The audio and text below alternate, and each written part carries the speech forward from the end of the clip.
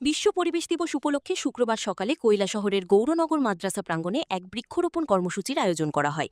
BJP Chandipur সংখ্যালঘু মোর্চার উদ্যোগে অনুষ্ঠিত এই কর্মসূচিতে পরিবেশ সংরক্ষণ ও সবুজায়নের বার্তা তুলে ধরা হয়। অনুষ্ঠানে উপস্থিত ছিলেন বিজেপি ঊনকোটি জেলা কমিটির সভাপতি বিমল কর, সংখ্যালঘু মোর্চার চণ্ডীপুর মণ্ডলের সভাপতি জমির আলী, বিজেপি চণ্ডীপুর মণ্ডলের সভাপতি পিন্টু ঘোষ সহ অন্যান্য নেতৃত্ব ও কর্মীরা। কর্মসূচির সূচনায় গৌরনগর মাদ্রাসার প্রবেশদ্বারে বৃক্ষরোপণ করেন পিন্টু ঘোষ ও জমির আলী। পরে দ্বিতীয় চারাগাছটি রোপণ করেন বিমল কর।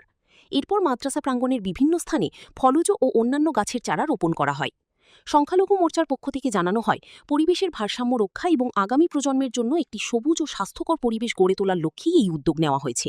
শুধু একটি দিনের মধ্যে সীমাবদ্ধ না রেখে সারা বছর বৃক্ষরোপণ ও গাছের পরিচর্যার উপর গুরুত্বারোপ করা হয়।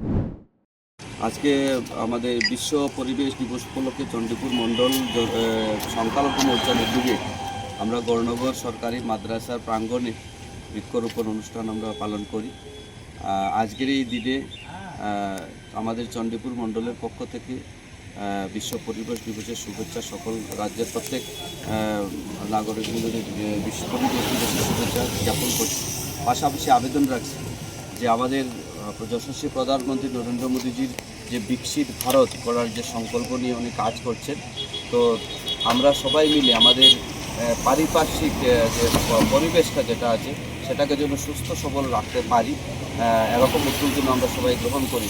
শুধু আজকে 5 জুন আমরা পরিবেশ দিবস পালন করলাম সেটা নয়, আমরা যেন বছরের প্রত্যেকটা দিন আমাদের পরিবেশ কীভাবে সুস্থ সুন্দর রাখা যায় সেই লক্ষ্যে যেন আমরা কাজ করি, এই প্রত্যাশা আমরা।